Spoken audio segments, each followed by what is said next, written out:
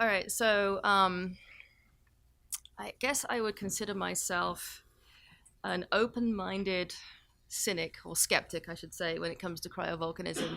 And I'm coming at this from somebody who spent a lot of time optimistically looking at the surface of Europa during the Galileo mission and being bitterly disappointed as a volcanologist every time we got better resolution data and things that we thought were cryovolcanic features turned out to be something else. Anyway, looking further out in the solar system, there is cause for renewed optimism, of course. What I want to do today is try and expose some of the ways in which silicate volcanism can help us understand how cryovolcanism works. We can apply models based on the physics of processes that are common to terrestrial bodies and icy satellites to understand certain aspects of the transport and eruption of fluids on those bodies. But these models tend to cover only portions of the whole system. And we still don't really understand how cryovolcanism works from source to surface as a system. I ended up modifying my title because as I started to think about the various processes, I felt that magmatism was a better descriptor of source to surface transport and eruption. So I want to talk about silicate magmatism and cryomagmatism. And the reason I modified my terminology was to try and draw a distinction between processes that involve effusion of material on the surface. So in the case of silicate bodies, we talk about igneous processes, magmatic processes that encompass both extrusive or volcanic processes and intrusive or plutonic processes. Jeff went through some of the terminology also. So extrusive processes on Earth mean lava flows and domes or pyroclastic deposits. Cryomagmatic processes involve both cryovolcanic processes, producing cryolava domes or cryoclastic deposits, and also cryo-intrusive processes. And I stopped here with my terminology because it gets a bit silly when you start talking about cryosills and cryolaccoliths and things like that. But the point is, cryomagmatism covers the whole spectrum here. And in terms of the analog to a magma, which is a silicate melt, plus or minus crystals, plus or minus volatiles in dissolved or exoled forms, cryomagmas may incorporate water, plus or minus ice, plus or minus volatiles and other compounds and other solids. So it's a multi-component, quite complex system. Excuse me, I have a cold, so I need to moisten. So when we think about fundamental processes that take place in silicate magmatism, we start off with generation of melt at depths, which typically takes place at grain boundaries, and the collapse of these melt films start to produce larger blobs of magma, which then, once they reach about 2 to 3% volume of melt, start to form larger bodies by percolating out of the medium. Approximately 200 Kelvin melt interval in silicate magmas allows a range of compositions of melt crystal mixtures to be formed. Once you've formed your melt, it will start to ascend either by diaperism, the buoyant rise of the melt, or by diking. At some point, reservoirs of the melt, large reservoirs, may be formed in the subsurface, and this can happen at various different depths depending on the conditions the rising magma encounters. And then at some point, flow towards the surface will take place through fissures, and during the flow to the surface, a range of effects can occur due to the result of volatile exsolution and expansion. Potentially the magma may fragment to produce an explosive pyroclastic eruption. If the magma doesn't fragment, we can get effusion of flows at the surface. So with this graphic, I tried to cram every single mechanism that has been proposed for cryovolcanism to occur on icy satellites into one slide. And I don't think I really succeeded. I've missed some things out, but suffice to say that if you read the literature on cryovolcanism, there's a lot of mechanisms that have been proposed. And some have direct analogs with silicate magmatism, others not so much. Just to give a quick overview of this slide, we're dealing with typically an ice shell overlying an ocean or water body beneath the surface. The water body may or may not be in contact with the silicate interior. For example, on Titan, we might have a high pressure ice layer beneath the ocean and the silicate interior, which will inhibit exchange of materials between the silicate interior and the ocean. This exchange, including aqueous alteration or volatiles injected from hydrothermal activity, can be key in determining the composition of the ocean and by extension the composition of cryomagmas that might be entering into the ice shell. In terms of getting material to the surface, and again I'm coming at this from a perspective of our cryomagmatic fluids are likely to be water plus salts, chlorides, sulfates from the briny ocean, potentially ammonia. But most of those compositions will lead to a negative buoyancy issue, so that it's basically want to stay in the ocean and not rise up through the crust, which is the opposite of what we see with silicate magmatism. However, there are a number of mechanisms that have been proposed to force material to the surface. Crawford and Stevenson did a study on fractures that propagate upwards from the ocean. Clearly, surfaces of satellites like Europa and Enceladus are highly tectonized, and the question is whether fractures that are produced at the surface by tidal means are able to propagate down to subsurface water bodies, oceans. Clearly something like that is happening at Enceladus. If the ocean is not too deep beneath the ice surface, that could be a possibility. Other mechanisms are intrusions, sills or laccoliths, melting within the ice crust due to rising thermal plumes within the ice, and the production of diapers may also produce recognizable morphological effects at the surface.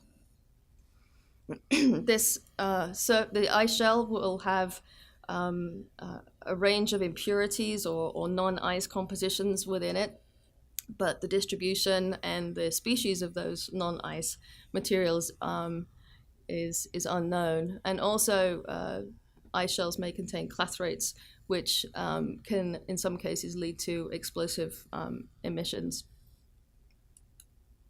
So going back to melt generation, on the terrestrial planets, there are a number of mechanisms for generating melt, and probably a dominant one is melting by decompression. As warm asthenospheric material rises up,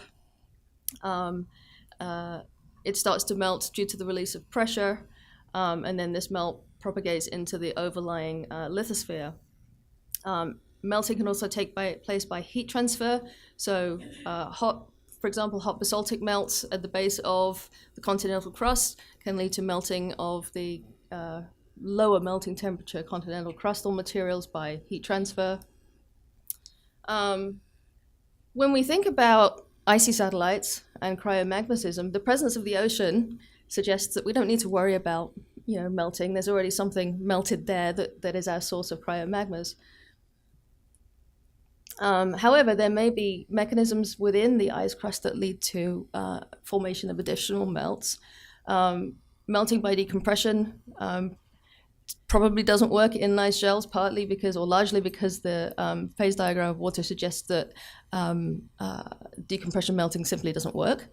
You have to increase the pressure on ice to make it melt.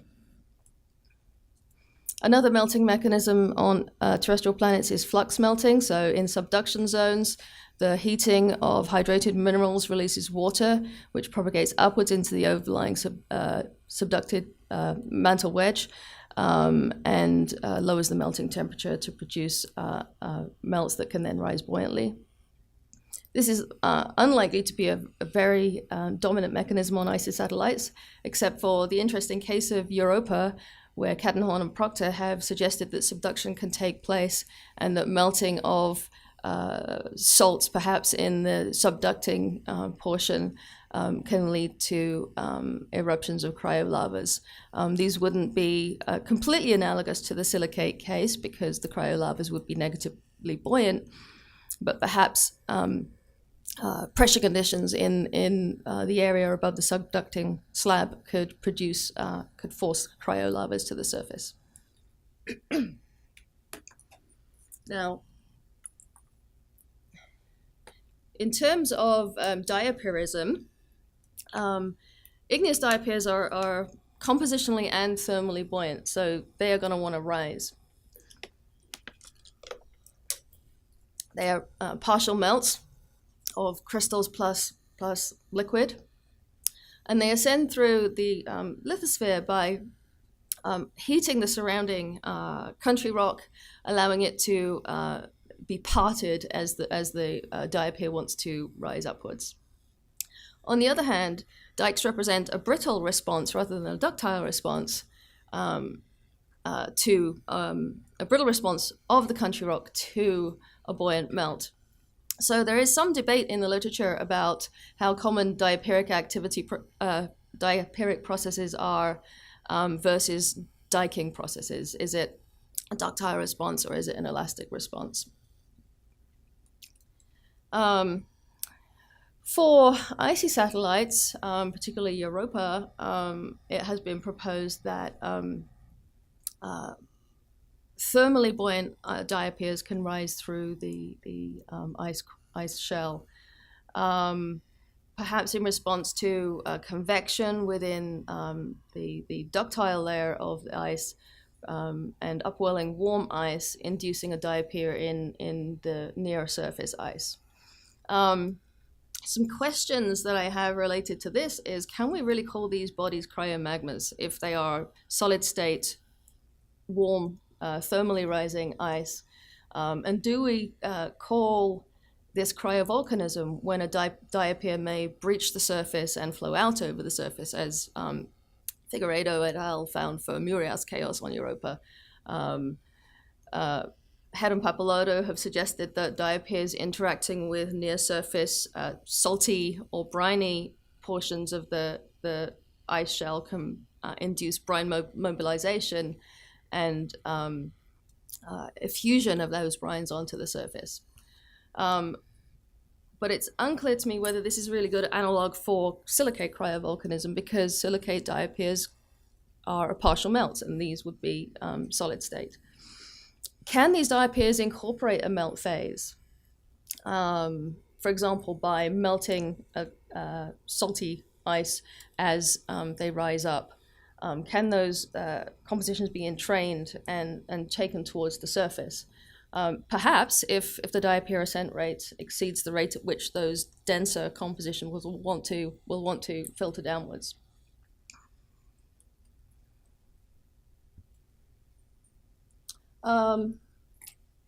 Diking mechanisms, on the other hand, if we're not forming diapirs, can we form dikes to deliver materials to the surface? Dikes represent the brittle response of the country rock to the melt. And interestingly, our understanding of dike emplacement in magmatic systems on Earth was based on the study of Whitman, who took a study of water-filled crevasses in ice, basically turned it upside down to understand how dikes work on in igneous systems. And so pretty much all of the dike emplacement literature is based on this initial early work. So we've taken something from glaciology, applied it to igneous systems, and now we're turning it back to glaciology or ice systems to see whether dikes work in ice shells. Anyway, he showed that Gravity and wall rock elasticity control the dike shape and the ability of the dike to propagate.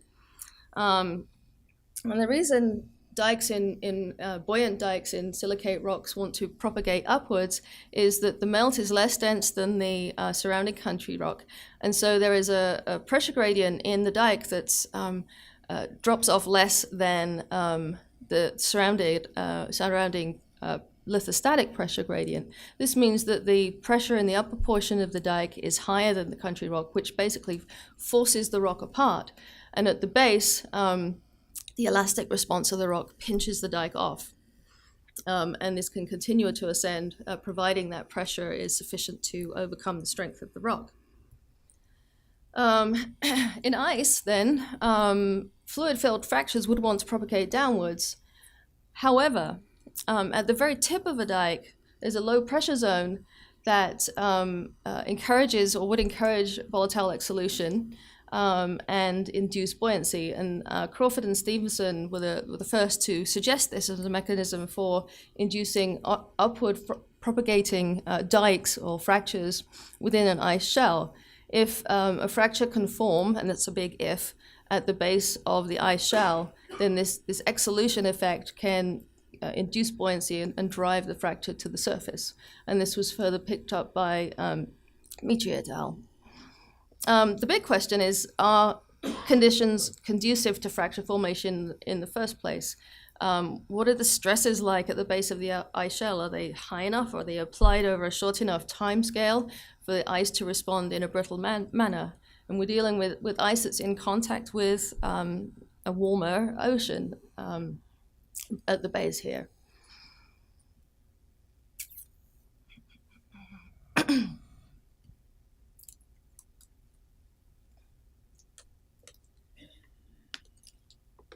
Okay, continuing the silicate magmatism analog, we can consider the formation of subsurface reservoirs of fluid. On terrestrial planets, magma storage zones can form at either rheologic or density barriers within the lithosphere or crust. They can form at the base of the lithosphere. That's a rheologic barrier. They can form at the crust mantle boundary, which is a density barrier. And also more shallow storage zones can form within the crust at sites of neutral buoyancy. This then is of questionable relevance to cryomagmatism because of the issues with buoyancy. However, there may be other mechanisms for producing reservoirs of fluid within the ice shell. For example, Michaud and Manga have studied the intrusion of fluids from an ocean into the ice shell to form sills or laccoliths. Schmidt et al. Looked at forming or the consequences of forming melt reservoirs within the ice shell as a result of a rising thermal front inducing melting closer to the surface. And both of these mechanisms have been suggested to explain a wide variety of surface features depending on the phase of the process that you're looking at. They can produce upwarping, they can produce down sagging as a result of the phase change. They can, upon refreezing, produce a variety of different surface morphologies. Refreezing of such melt pockets could potentially induce eruption of liquids or slurries onto the surface if that volume change is not accommodated by deformation of the country rocks. This would seem to have potential to explain a variety of surface features. However, as Kalasova et al. Point out, there is a timescale for survival of these types of reservoirs. Once the support is taken away, either the thermal support or the introduction of material from the source is turned off, melts within the ice would tend to then want to propagate back downwards because of their density. Okay. Now, in terms of, okay, so we've got some fluid, it's on its way to the surface. How can we understand the flow of fluid? How can we derive some constraints on the parameters that are involved with eruptions of material onto the surface? Under silicate magmatism, we can apply a variety of fluid dynamics approaches to understanding the flow of material in the conduit. In a very simple sense, we can relate our velocity to the width of the dike or conduit, the viscosity of the fluid, and the pressure gradient driving the fluid up the conduit. In silicate melts, they're buoyant, so our pressure gradient is a buoyancy term. There may also be a pressure gradient from an excess pressure in a magma reservoir. Secondly, we can try and understand the conditions of eruption by applying constraints such that the magma must avoid excess cooling, development of a high viscosity or yield strength. So there's various models we can apply. Under cryomagmatism, if we are transporting fluid up a conduit towards the surface, we need to overcome the negative buoyancy of that melt. And we can do that by incorporating an excess pressure term into the pressure gradient term of the velocity expression there. That excess pressure may come from freezing of a reservoir, for example. Mango and Wang also suggested that freezing of water in the ocean can generate an excess pressure that's sufficient to drive material to the surface. So the ascent is possible when that excess pressure is greater than the buoyancy or the negative buoyancy term of the water or the cryomagma. Okay, role of volatiles. I want to make sure I'm not running too late. Okay.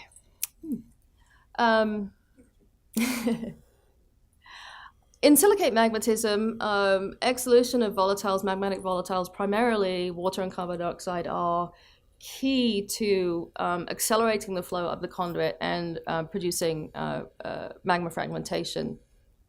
And depending on the relative rise rate of bubbles within a conduit, within a magma, these exsolved volatiles can be coupled to the melt or decoupled. Typically in highly explosive eruptions, it's a coupled system. But in basaltic eruptions, we can see volatiles that remain coupled to the melt if the magma rise rate at depth is high enough. Alternatively, if the volatile phase becomes decoupled, you get a more unsteady, intermittent explosion style, such as strombolian eruptions. In cryomagmatism, we're dealing with a very low viscosity fluid for the most part. But exposure of the water column to a low pressure environment, if you were to propagate a fracture down to a water body, would have two effects. Water would start to boil, and any dissolved volatiles, perhaps carbon dioxide or sulfur dioxide or others, would exsolve and produce bubbles. And both would generate a spray of droplets and vapor. And the spray is produced by either film collapse around the bubble as the bubble thins its walls and then it just collapses to produce a spray, or by Worthington jets where the bursting of a bubble produces a transient cavity and collapse of the fluid back into that cavity produces a jet. And interestingly enough, in Champagne, Worthington jets are the principal formation of the droplet spray, which suggests that any fluid that has alcohol in it, methanol perhaps, a cryomagma with methanol in it, could produce droplets in that way. But film collapse is the dominant mechanism of producing a spray in briny fluids. Are these processes enough to generate plumes that we might see on a satellite such as Europa or Enceladus?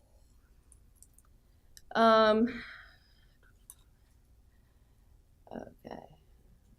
So we can look at Stokes' law to understand whether bubbles are decoupled or coupled to the melt phase.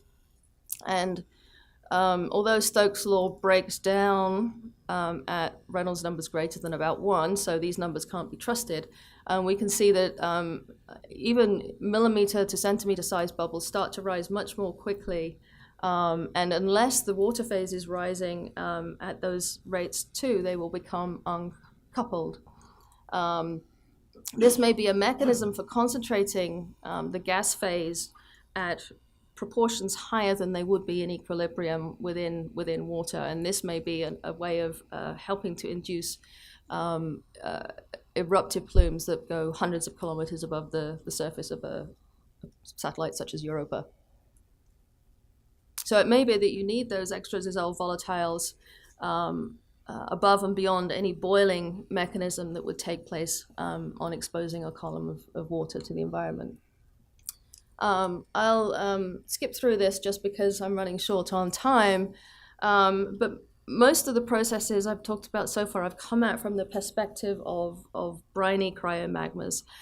Can we induce higher viscosities by incorporating crystals in the melt phase?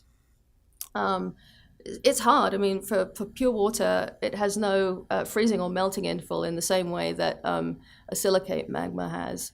The solidus and the liquidus are basically the same.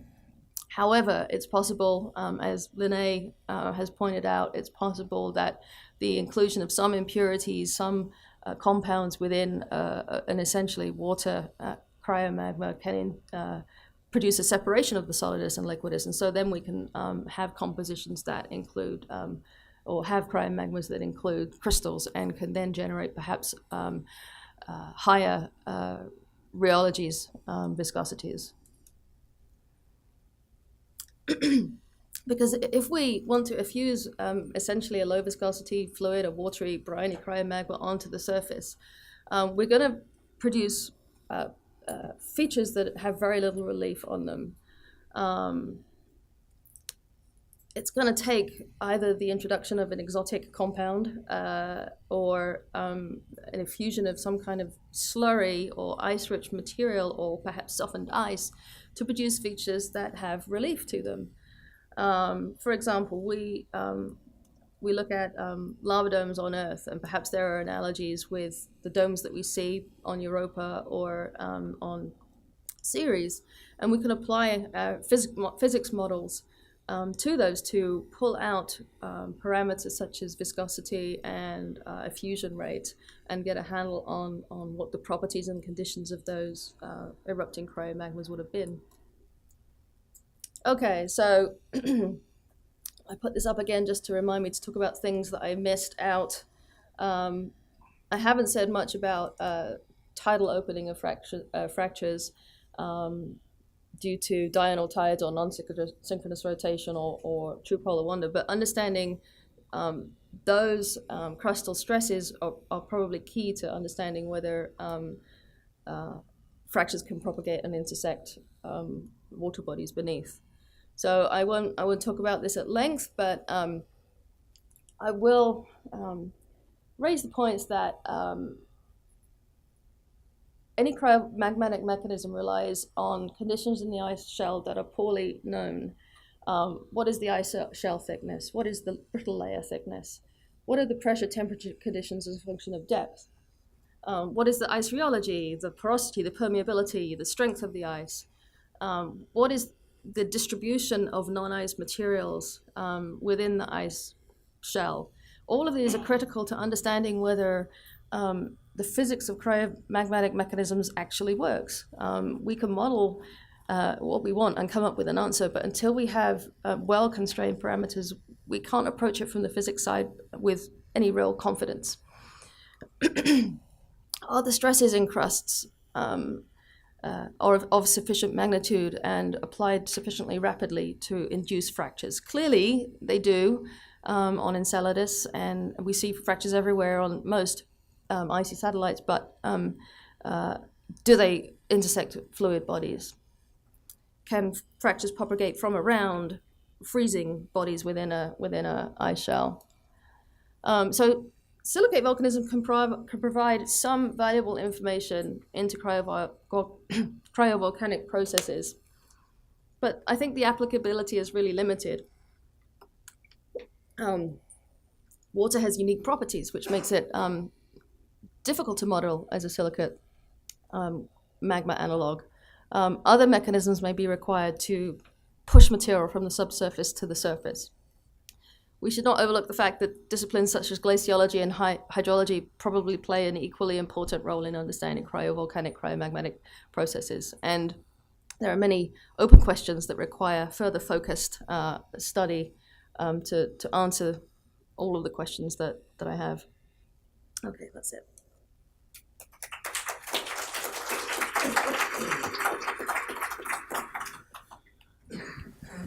Hi, Sarah.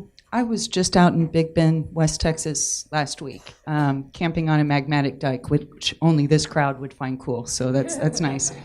And over there in the Big Bend region, that's the southern extent of the Basin and Range area. It's been heavily extended, and then you had a later episode of magmatism. And all of the magmatism follows the pre-existing deep-seated basement faulting.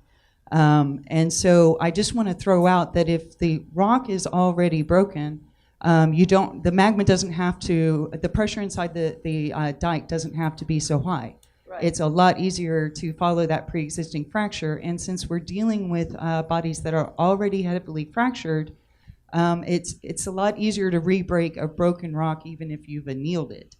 Right. So we may not need the pressures, is all I'm really trying to get at, if we're dealing with an already fractured crust. Yeah, that's a good point. And we can remove that from the requirement, that pressure that's required to break it. We still need some pressure to move it to the surface. But you're right.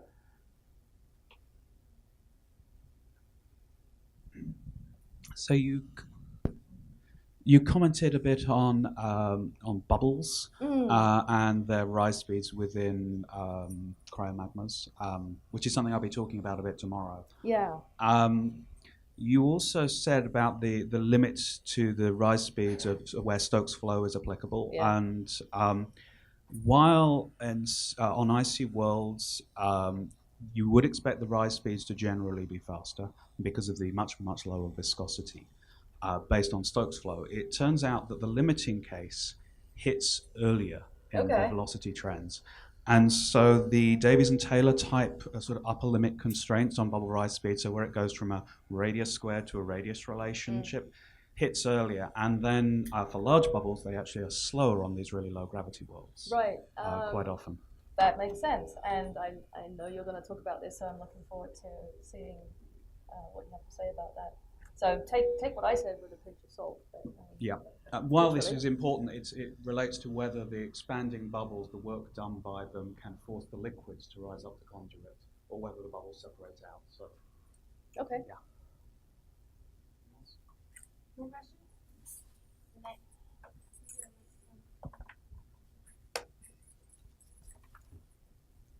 So on your introductory slide where you had all the mechanisms for bringing fluids to the surface and the summary side, so you had, I guess it was a pressurized fluid that was erupting into a crater basin. So on series, we've been trying to figure out kind of the links between cratering and actually getting fluids to the surface. And I know that impact-driven volcanism or cryovolcanism is kind of iffy. So could you explain kind of what you meant by that? Was it just that the crater was low, so it's easier to get fluids and placed into the basin, and not necessarily the two processes are connected? Yes, the former. I based that, and I forgot to talk about it, but I based that on the work that Wilson and Head had done in erupting dense lunar magmas into mare basins. And it turns out if you remove some of that crust, your watery melt will want to rise, just to hydrostatic equilibrium to 9/10 of the crustal thickness, right? So you can, in some cases, have that column flow into low points. That's a conceptual model that I'm not sure anybody's followed up for icy satellites, but Wilson and Head did so for the lunar maria. Okay. And yes, the whole range of mechanisms that I put up there, some have received quite detailed quantitative treatments, others were just concepts that have been thrown out, and that was the latter in my brain. Okay. Thank you.